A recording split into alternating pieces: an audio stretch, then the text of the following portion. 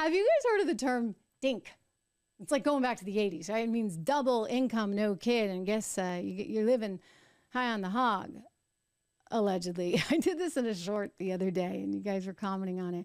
I want to show you, if you're not following me on shorts, we're going to check it out here. This DINK thing, it's something. Here we go. You know when you just couldn't think that this generation could get any more selfish? Well, they are, and they're proud of it. Very proud. DINKs, double income, no kids. We're DINKs. We get into snobby hobbies like skiing and golfing. We're DINKs. We can go to Florida on a whim. We're DINKs. We're already planning our European vacation next year. DINKs. We can play with other kids and give them back. We're DINKs. We max out our 401ks, Roth IRAs, and HSAs. DINKs. We spend our discretionary income on $8 lattes. Okay, guys, you know what? You enjoy those $8 lattes because, in a few years, they're going to be like $23 lattes. Inflation. We'll talk about that too coming up. But the inflation is bad. And these people, these young people that are so proud of not having any kids, listen, I'm sorry, someday that's going to come back to haunt you. I would think, right? Again, I'm just a normal person because I actually think that having a child is perhaps the most amazing thing that one can ever do.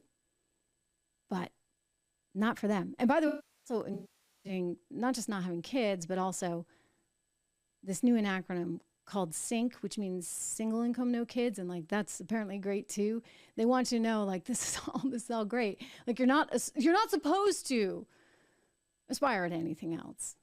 Just like Rachel Zegler is dissing Snow White all the time because how dare Snow White want to just grow up and marry a prince? That's not what life is about. You got to go become CEO or president. Anyway, they want you to feel really good. If you're single income, no kid, they call them SINKs. Let's go to that clip.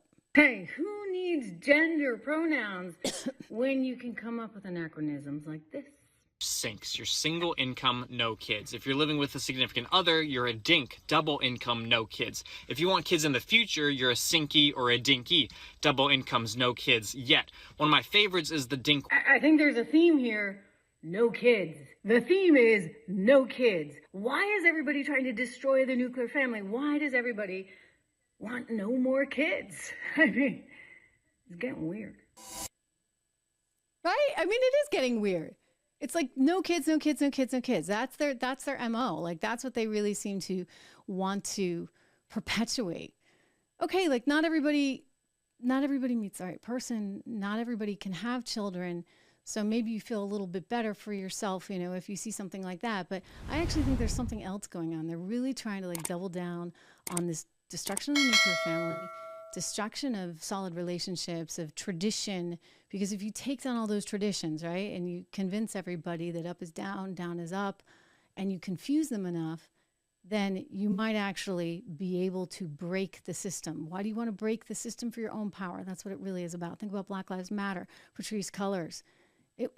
She was very proud of her Marxist training. Well, that Marxist training eventually turned her into a capitalist as far as she was concerned, right? She had the family members, the girlfriend, all on the board. They were buying property. And now, basically, BLM is looking at possible bankruptcy, I am told. So don't forget, capitalism is not perfect, but I'll tell you, it's the best system we've got. Because the alternative is something else entirely that really does oppress everyone except for those on the very, very tippy top.